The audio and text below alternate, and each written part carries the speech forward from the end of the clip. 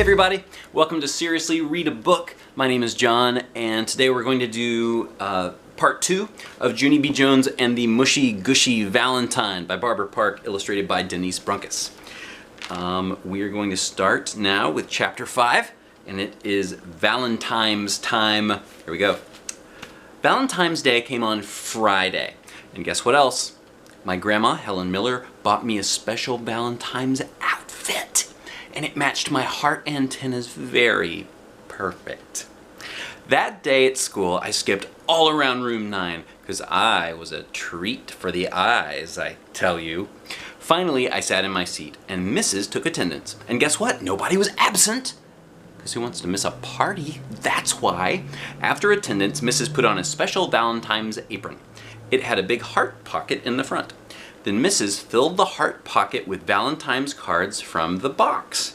And she delivered them to all the children. And wait till you hear this. The very first Valentine was delivered to me, to Junie B. Jones. And it had my name right on the envelope. Yahoo! I shouted real thrilled. I am first again, Mrs. Yahoo! Yahoo! After that, Mrs. kept on delivering cards until the whole Valentine's box was empty. Then all of us got to open up our cards, and it was as fun as a birthday party, I tell you. After Lucille finished opening her Valentines, she called Grace to our table. Come here, Grace. Come here and bring your Valentines. Then you and I can count our cards, and we'll see who got the most from the boys, she said. Grace came over. She smiled kind of nervous. Well, okay, here goes, she said. Then Grace put all of her Valentines in front of me and Lucille, and she counted them one by one. Pretty soon, Grace wasn't smiling anymore. Rats. I knew I shouldn't have come over here, she said. Lucille grinned a teeny bit. Why, Grace? She asked. How many did you get? You have to tell me, Grace. How many? Grace did a big sigh. I only got 17, she said. I only got one card from every person, and that's all. No extras. Lucille's face lighted up very bright. She flipped her hair all around in the air. Here we go. There's that Grace looking not very happy, and there is Lucille looking very, very satisfied. So what do you think's gonna happen? Who do you think's gonna have more? Here we go. Gee, I am sorry to hear that, Grace, she said. Well, I suppose I should count mine now. After that, Lucille counted her cards in front of me and Grace. She counted them right out loud. 13, 14, 15, 16. All of a sudden, Lucille stopped counting because there was only one Valentine left in her pile. That's why.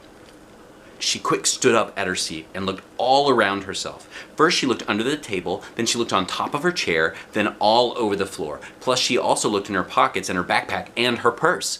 Finally she sat back down real upset. I don't understand, she said. How could this be happening? Every day my Nana tells me how special I am, but 17 Valentines isn't special at all. 17 Valentines is just the same as everybody else. I did a sigh. Ah, nanas, I said. You can't believe a word they say. Grace looked cheerier. Count yours, Junie B. Count your Valentines and see if you got 17 like Lucille and me. Of course I got 17, silly Grace, I told her. Everybody in this whole room got 17. It was the rule, remember? After that, I put all my cards in a pile, and I counted them out loud just like Lucille. I did a frown. Then I counted them again. And even again. Because guess what? Somebody broke the rule. That's what. I springed up on my chair. All right, people! Who didn't send me a Valentine? And do not even try to deny it, because I've only got 16 cards in my pile. I pointed my finger at Meanie Jim. Was it you, mister? Huh? Are you the meanie head who didn't send me one? I looked all around. Or maybe it was you, Mr. Polly Allen Puffer. Or you, Charlotte, who I don't actually know your last name. You, Roger. Or just then Mrs. swooped me off my chair Here is a picture of Junie B going totally crazy insane, being pulled off of her chair by her teacher named Mrs. She is pointing and accusing. "Do not stand on your chair, Junie B," she said, "and please don't fight about Valentines. If someone didn't send you a card, it was just a mistake. No one would do something like that on purpose, I am sure of it." After that, I sat back down in my seat, and I looked at that woman very curious. Because Mrs. is a nice teacher, but sometimes she doesn't understand children at all. Chapter 6, Bingo. I put my head down on my table, because I needed to figure out who didn't send me a Valentine. That's why I thinked and thinked real hard. Then all of a sudden I springed up. Lucille! I thinked of a plan. I thinked of how to find that guy. All I have to do is see the names of who signed my Valentimes, because whoever is missing is the person who didn't send me one. Lucille looked admiring at me. "That is very smart of you, Junie B," she said. "You should be on Cops." "I know it," I said back. "My head is as sharp as a tack." After that, I got all of my Valentines in a pile, and me and Lucille looked at the people who signed them. We kept track of their names very good. Only too bad for me, because 7 of my Valentines weren't even signed. "Darn it!" I said. "Now what am I supposed to do?" Just then I saw Mrs. hurrying to my table again. "Junie B, I have some good news for you," she said. "Guess what I just found in the bottom of the Valentine's box?" I sat up real quick, because guessing games are my favorites, of course. "A meatball," I said. Mrs. did a frown. "No, Junie B. Why would there be a meatball in the box? Think about it. What have people been putting in the Valentine's box all week?" "Valentine's cards," I said, real smart. "Right," she said. "And how many Valentines did you get today?" 16, I told her. "Yes. You were missing one, weren't you? And so what do you think I found in the bottom of the box just now?" This time I thought my hardest.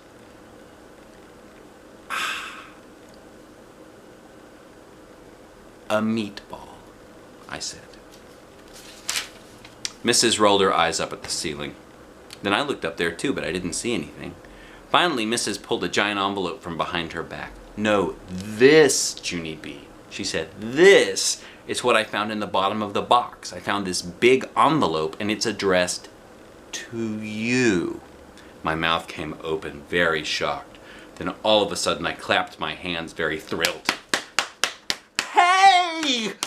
Wait a second here! Maybe this could be my missing Valentine!" Mrs. looked very funny at me. "Bingo," she said kind of soft. "Yes!" I shouted, "Bingo, bingo, bingo!" After that, I jumped up and down, and I danced all around because nobody broke the rule after all, and that was very nice of them. After I finished dancing, I opened up the envelope, and it was the beautifulest card I ever saw. It had lace and hearts all over the front, and a purple ribbon was weaved all around the edge. "Look, Mrs., look, look, it's a mushy gushy kind," I said. "I always wanted one of these things. Who sent it? Huh? Read me their name, okay? Who sent it? Who sent it?" Mrs. opened up the card and looked at the name. Then she laughed out loud. "Well, well, well. It looks like you've got yourself a fan," she said, and she ruffled my hair. "Look, it's Junie B and Mrs. looking at the card. Mrs. is behind Junie B, and that is one amazing looking card. It looks like somebody made it themselves. This card is signed from your secret admirer." I raised up my eyebrows. "Huh? What? Who?" Mrs. smiled. "A secret admirer is someone who likes you very much, but he's too shy to tell you," she explained. "I guess your Valentine's Day turned out pretty good after all, huh?" she said. "Yes, my Valentine's Day turned out almost perfect," I said. "Now all I have to do is figure out who my secret admirer is, and I will be in business. After that, I put my head on my table and I closed my eyes, because I needed to think of another plan, of course. Chapter 7, Wink Wink. Another plan did not come easy. I thinked and thinked for a real long time. Finally, I tapped on my bestest friend, Lucille. "Want to help me, Lucille?" I asked. "Want to help me figure out my secret admirer?" Lucille did mad eyes at me. "Just because you have a secret admirer doesn't mean you're prettier than me," she said, very annoyed. I looked surprised at her. "I never said I was prettier, Lucille," I said. "It's just that someone in room 9 loves me better than he loves you. And I keep on wondering who it is." Lucille leaned close to my face. "It's a cuckoo head boy. That's who it is," she said. After that, she scooted her chair to the end of the table, and she turned her head away from me. I did a mad breath at that girl. "Just keep acting like that and you'll be sweeping your own castle," I said. After that, I looked all around room 9, and guess who I saw? I saw Crybaby William. That's who. Crybaby William sits right behind me. And he is the shyest guy I ever heard of. And so maybe he might be my secret admirer. I spinned around my chair and waved at him. "Hello, shy boy," I said real cute. William looked nervous of me. "What do you want?" he said. I wrinkled up my nose very darling. "Yeah, only you don't even have to be shy of me anymore, William, 'cause I think I know your secret," I said. After that, I put my chin on his table and I winked my eye at him. Only I'm not actually good at winking, so I have to say the words. "Wink, wink, William." I said, "Wink, wink. See my eye? See how it's trying to wink at you?" William's face started to sweat. "Turn around, please," he said. Here's a picture of Junie B trying to wink, and Crybaby William totally not knowing how to handle her. Yes. I did a giggle because that admirer boy was shyer than I thought. "You are a silly sausage, William," I said. Then I tried to tickle him under his chin, but William swatted my hand away. I tapped my fingers on the table. "Okay, here's the thing, William. Swatting my hand is not actually that admiring, and so please do not do that again." After that, I tried to tickle his chin again, but this time he ducked under the table. I did a frown, because something did not seem right here. Finally, I bended my head down and I peeked at him. "I'm going to take a wild guess here, William. You're not actually my secret admirer, are you?" I asked. "No!" said William. "No, no, no." After that, I did a big sigh, and I turned my chair back to my own table. I looked all around room 9 again.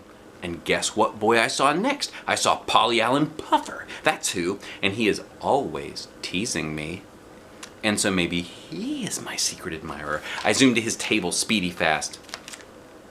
"Wink, wink, Polly Allen Puffer." I said, "Wink, wink, wink." "What's wrong with your eye?" he said. I puckered up my lips and I blowed that guy a kiss. "Thank you for the beautiful Valentine, Paul," I said. Polly Allen Puffer looked strange at me. "Paul? Who's Paul?" "What beautiful Valentine? My Valentine was the one with the ooze slime monster on the front," he said. "Don't you remember it?" Just then I made a face. 'Cause I remembered it, of course. I hurried up back to my seat again. That's when I saw a boy named Ham. And Ham hardly even knows me. And so, he was worth a try, I think. I quick went to his table. "Okay, Ham, I'm running out of patience here, so listen very careful." I faced my eyeball at him. "Wink, wink, okay? Now, are you my secret admirer or not? And please tell me the truth, or you will be sorry." Ham sticked out his tongue at me. Also, he put his thumbs in his ears and he flapped his hands up and down. "Alrighty," I said. "I'm going to take that as a no. After that, I went back to my table and I sat down real frustrated. I put my head in my hands very glum, because guess what? Finding a secret admirer is not as easy as it sounds. Chapter 8. Who knew? Pretty soon, the bell rang for recess. I hurried over to my friend Grace, because maybe she would help me find my secret admirer. Both of us skipped outside to the playground. Then all of a sudden I stopped real fast because I accidentally left my beautiful Valentine on the table, and I didn't want anyone to take that lovely thing. "Wait, Grace! Wait right here! I'll be back in a jiffy," I said. After that, I ran my fastest back to room 9, and guess what? I spied that meanie Jim at my table. And he was picking up my beautiful card. "Hey! What do you think you're doing, mister?" I yelled real loud. Then I zoomed to my table zippity quick, and I yanked that card right out of his mitts. After that, I started running to the door, but meanie Jim springed in front of me, and he held up his hand. "Stop!" he yelled. "Don't take that Valentine outside. If you take it outside, you'll get it dirty." I made squinty eyes at that boy. "No, I will not get it dirty," I said back. "And anyway, this is not your beeswax, Jim." Jim stamped his foot. "Yes, it is to my beeswax, Junie B. Jones," he yelled. "That card costed me a whole month's allowance, and I don't want you to get dirt on it."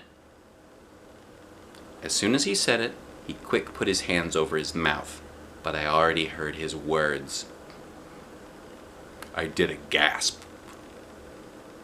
"You, Jim?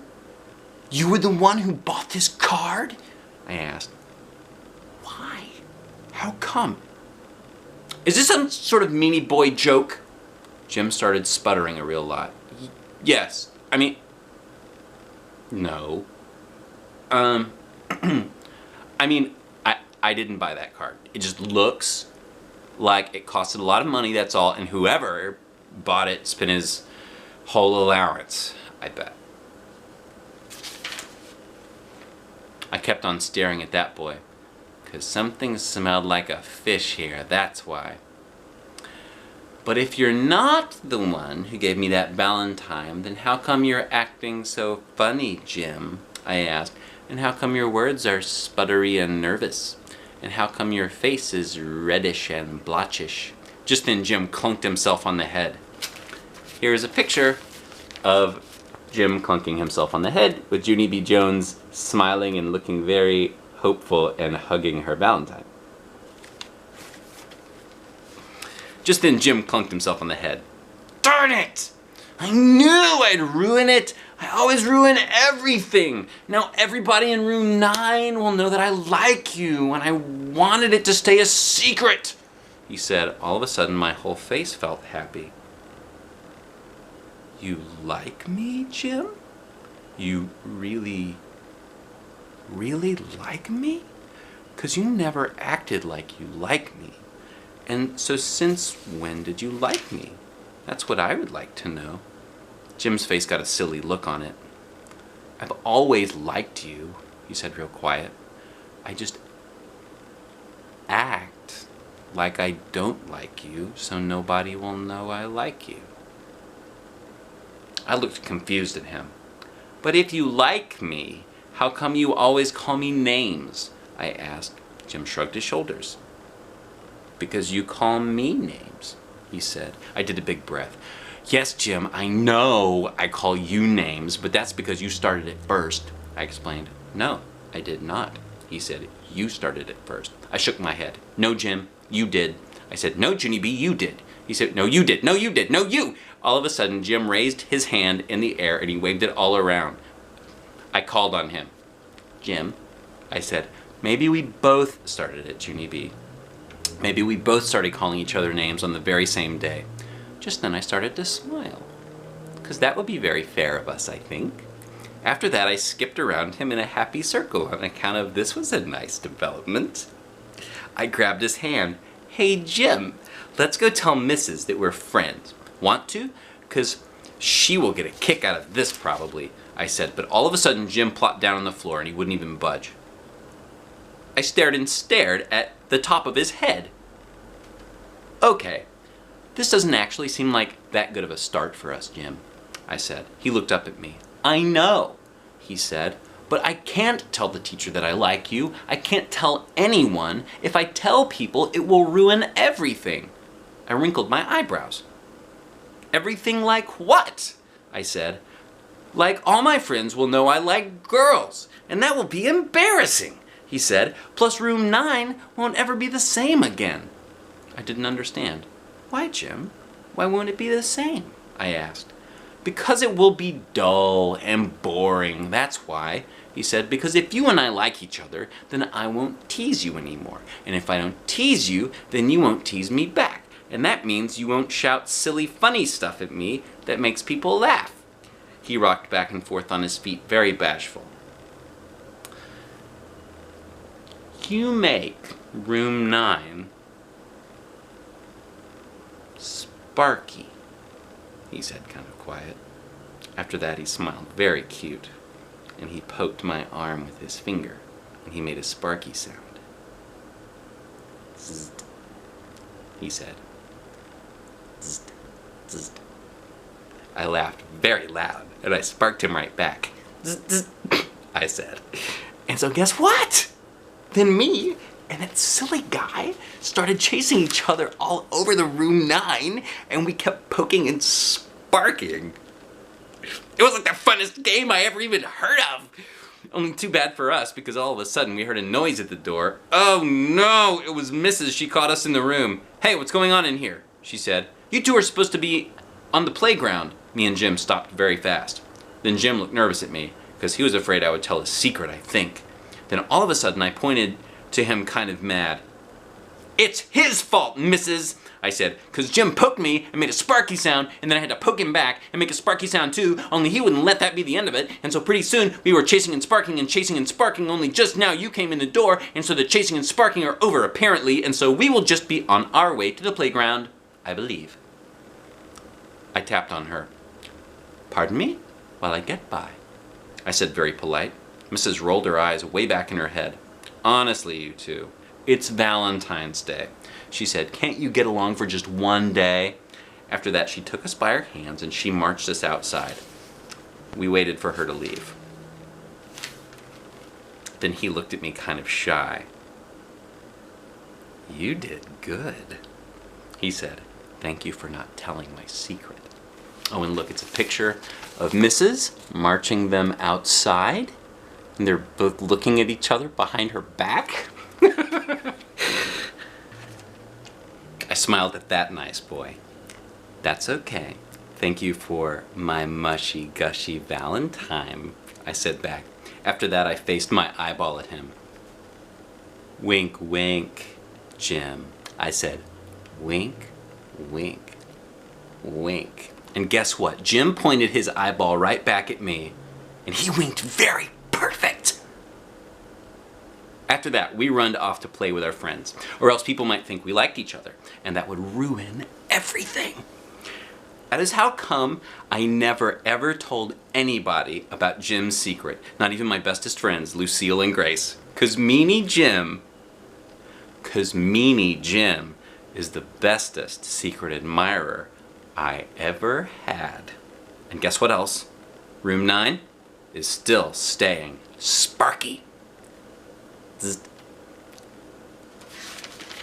And that was Junie B. Jones, the Mushy Gushy Valentime by Barbara Park and illustrated by Denise Brunkus. If you liked that, please like and subscribe, click the bell for notifications, and I hope you have a fabulous day. Thanks for joining us here at Seriously Read a Book.